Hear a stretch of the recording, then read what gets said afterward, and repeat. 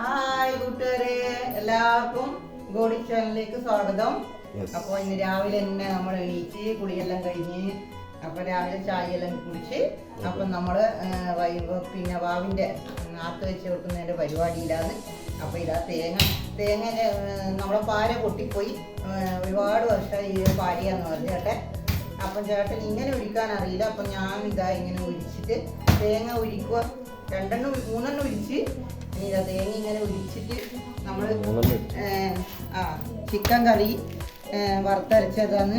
പിന്നെ അത്തരച്ചോട് അമ്മ അവരെ അരിയേട്ടൻ്റെ അമ്മക്ക് ഇഷ്ടം. അപ്പം തേങ്ങ വറുത്തരച്ച ചിക്കൻ കറിയും നല്ല തേങ്ങ അരച്ച മീൻ കറിയെല്ലാം ആക്കുന്നത്. അപ്പം തേങ്ങ വേണമല്ലോ. അപ്പം തേങ്ങ ഉരിക്കുക, തേങ്ങ ഉരിക്കാൻ പാടില്ലേ അങ്ങനെ.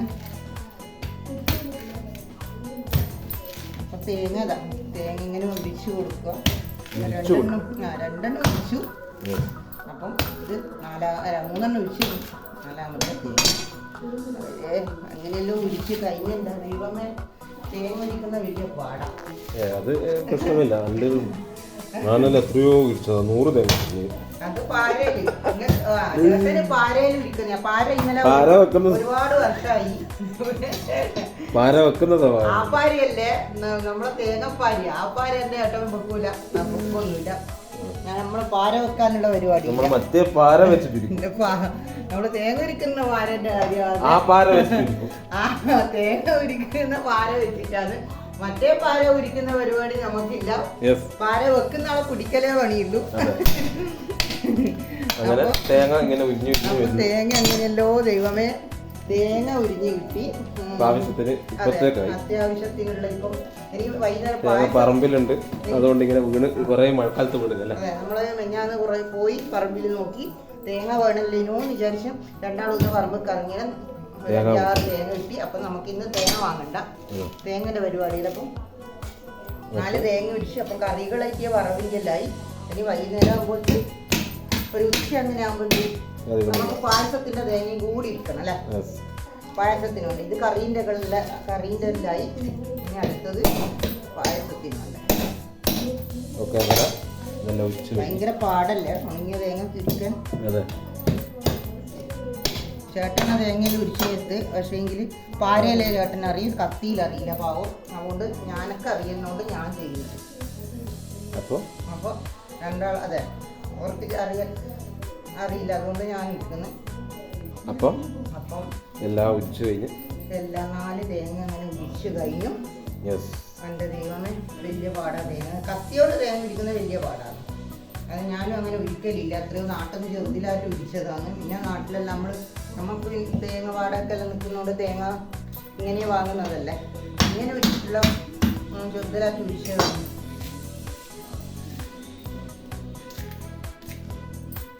അപ്പം അങ്ങനെ ഒരു പണി വായിപ്പോയി.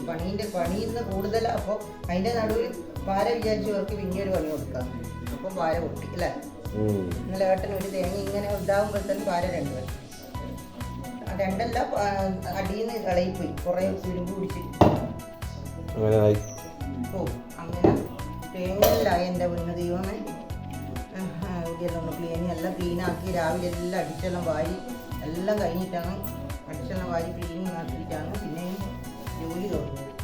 നമ്മളെ വീട് വൃത്തിയാക്കി എല്ലാം വൃത്തിയാക്കി അടിച്ചു വരുമ്പോഴാണല്ലോ നമ്മളെ വീട്ടിലെ പണിയെടുക്കാൻ നമുക്കൊരു ഐശ്വര്യം കിട്ടുന്നത്. അപ്പം 4 തേങ്ങ ഇവിടെയായി.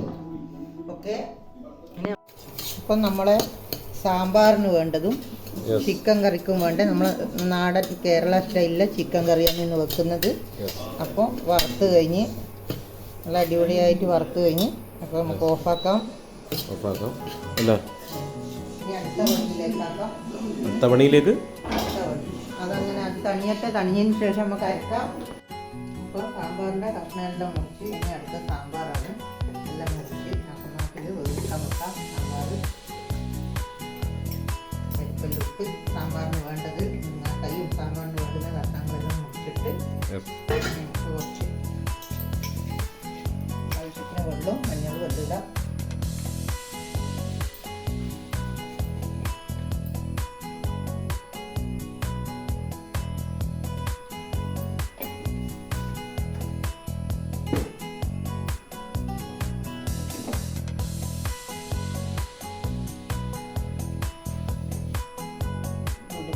വറുത്ത് പൊടിച്ച ഉലുവപ്പൊടിയാണ്.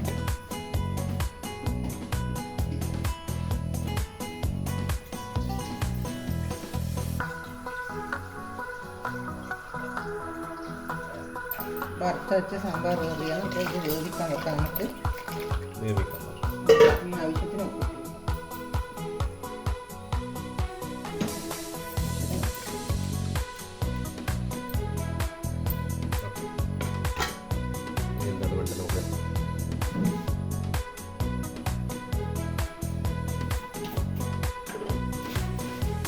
സാമ്പാറിൻ്റെ ഈ കഷ്ണം വേവാൻ വെച്ച്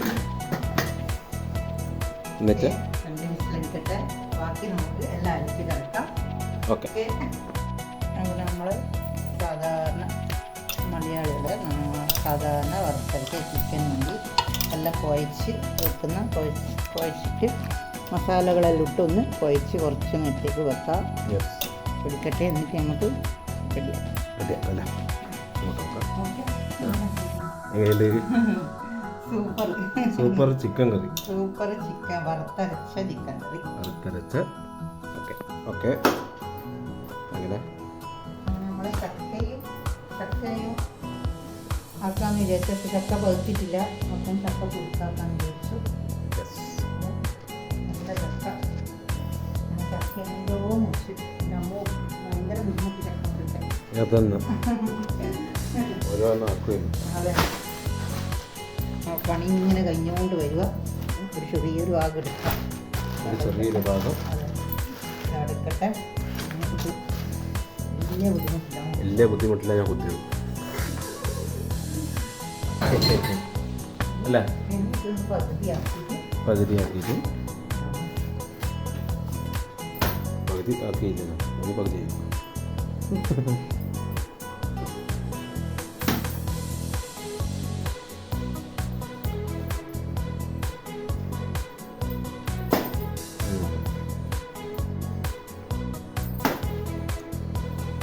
ചക്കയാണ്.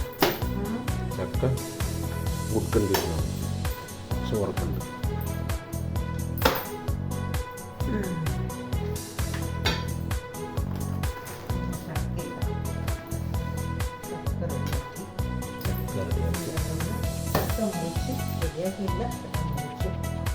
റെഡിയാക്കട്ടല്ലേ? ഓക്കെ. അപ്പം നമ്മൾ രാവിലെ ഇന്നത്തെ വാവിൻ്റെ ആദ്യം ചോറ് വെച്ച് പപ്പടം വാട്ടി, പിന്നെ ഇതാ കായ് പായസം വെച്ച്, പിന്നെ മീൻ ഫ്രൈ ആക്കി, അയില ഫ്രൈ ആക്കി, പിന്നെ ഇതാ ചക്ക പുയിക്കാക്കി, പിന്നെ ഇത് മുട്ട റോസ്റ്റ്, ഇത് സാമ്പാർ, പിന്നെ ഇത് ചിക്കൻ കറി, തേങ്ങ വറുത്തരച്ച ചിക്കൻ കറി, പിന്നെ ഇത് നല്ല തേങ്ങ അരച്ച നല്ല അടിപൊളി മീൻ കറി. അത് പിന്നെ ഇത് തക്കാളി ചട്നി നമ്മുടെ സ്പെഷ്യലാണ്. പിന്നെ ഇത് കിച്ചടി, പിന്നെ ഇത് തേങ്ങ ചമ്മന്തി,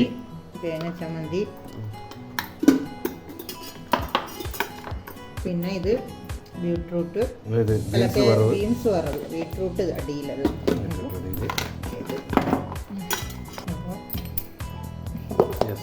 ഇത് ബീട്രൂട്ട് വറവ്. പിന്നെ ഇത് പച്ചടി എല്ലാം ഇതെല്ലാം ആക്കി തളന്ന്. അപ്പോൾ പായസം വേറെയുണ്ട്. ഇത് പ്രഥമൻ. പിന്നെ ഇത് നമ്മളെ പാൽക്കഞ്ഞി. എല്ലാ ഐറ്റംസ് ഒരുക്കി നമ്മളെ അകത്ത് വെച്ച് കൊടുക്കേണ്ട ചടങ്ങാണ്. അപ്പോൾ വർഷത്തിൽ മരിച്ച ആൾക്കാർക്ക്, അച്ഛനമ്മയായാലും നമ്മളെ കുടുംബം ആരായാലും നമ്മൾ വെക്കുന്ന ആൾക്കാർക്ക് വെക്കും. അപ്പോൾ അരിയാട്ടൻ്റെ അച്ഛനും അമ്മക്കും നമ്മൾ ഇതെല്ലാം ഉണ്ടാക്കി. അപ്പോൾ നല്ല നമ്മൾ മനസ്സറിഞ്ഞ് എന്താ പറയണ്ടേ, ഇങ്ങനെ വെക്കണമെന്ന് കുറേ നമ്മൾ കഴിഞ്ഞ കൊല്ലമൊന്നും നമുക്ക് സാഹചര്യമൊന്നും പറ്റിയില്ല. ഇപ്പോൾ മനസ്സറിഞ്ഞ് നമ്മളെല്ലാം സന്തോഷത്തോടെ ആക്കി. അപ്പോൾ നമ്മൾ അകത്ത് വെച്ചെടുത്ത്. അതുകൊണ്ട് ഭയങ്കര സന്തോഷമായി. ഇപ്പം നമുക്കെല്ലാം ഒരുക്കാനുള്ള ഒരു സാഹചര്യം ഒരുക്കി തന്നൊരു വലിയൊരു മനുഷ്യനാണ്. അപ്പോൾ അത് നമുക്ക് ഭയങ്കര സന്തോഷം. എന്ന് വെച്ചാൽ അരിയാട്ടന് ഒരുപാട് വിഷമം ഉണ്ടായിട്ടുണ്ട്. കഴിഞ്ഞ കാലം കിടക്കാനൊന്നും പറ്റാത്തതുകൊണ്ട് അപ്പോൾ ഈ കൊല്ലം വളരെ സന്തോഷമായി. രണ്ടാൾക്കൊന്നും ചോറ് വിഷമം എൻ്റെ വിഷമം തന്നെയാണല്ലോ. അപ്പോൾ നമുക്ക് സന്തോഷമായി. അപ്പോൾ ഓക്കെ എല്ലാവർക്കും നമ്മളിത് തളർന്ന് ഇന്ന് മൊത്തം രാവിലെ എണീറ്റ് കിച്ചണിലാണ് തളർന്ന്. അതുകൊണ്ട് അരി പൊളിച്ച് എല്ലാം ആക്കി വെച്ച് കൊടുക്കണം. Okay bye. അടുത്ത വീഡിയോ വീണ്ടും കാണാം.